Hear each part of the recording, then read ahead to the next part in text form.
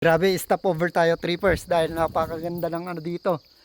View at bundok. Ayan o. Tapos may malalaki pang bato. Grabe. Grabe. Tapos ito trippers mukhang ano, mukhang farm ito na nilinis nila no. So ang ganda na.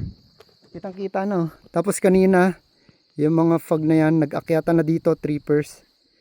Ayan o. So buti at kitang-kita na tong ano daanan.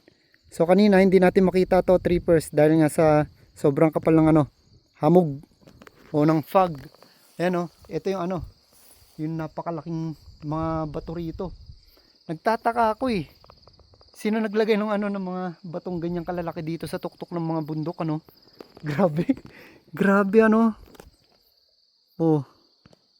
Ang galing talaga ng Diyos na gumawa sa atin ano. Alam niya kung saan niya ilalagay lahat ng ano bagay dito sa mundo. Grabe, napakalaki. Tapos ito yung daan papuntang Alang Trippers or ng Torre. O na pupunta tayo doon mamaya sa Felix Mining. So wish ko na makapag-vlog tayo doon at may pakita ko sa inyo lahat ng mga dinadaanan natin at yung mga pinapasyalan ko trippers gusto ko pakita sa inyo. So ano pa hinihintay natin? Wala naman tao dito na gusto ko man magpaalam na papasukin natin to. Walang tao. So tara, i-try natin pumunta doon sa loob. Ito trippers oh. Ang ganda. Uy. Uy. May tinabunan sila rito. Ayan oh. Tinabunan nila ng bato to. Ayan oh. Tinabon lang nito no. Ayan o, ewan ko kung ano yung meron sa loob. Pero mukhang malalim siya eh. Uy, ahas yun ah. Ayan o. Ahas pa yun. Ayan o, ahas yun o. Oh. Ano yan, ano yan? So, ingat tayo trippers dahil hindi natin alam to no. Pero ang ganda dito. Grabe, namamangha ako. Ay, wow. Tapos ito yung bubungad sa'yo na view. Alright, ang ganda. Wow. Napakaganda, trippers, oh. Diba? Wow. Saan ka makakakita ng ganito kagandang view, trippers? Dito lang sa Cordillera. O, diba? Tara, puntahan pa natin doon. Yung gustong gusto ko.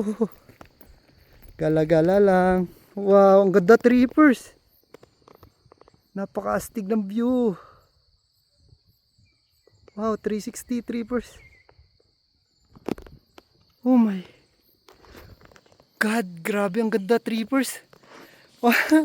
Namamangha ako. Yun oh. Oh wow. Akitin natin yun, yung tuktok nito. Ayan oh.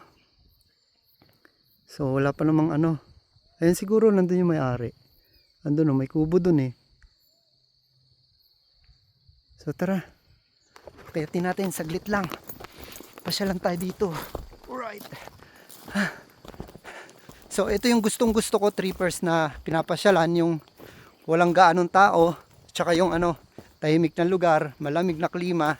Ito yun. Kasi pagka summer trippers is mainit sa ibang lugar, kaya lagi ko pinipili ang Cordillera region or mga Benguet, Baguio, yan.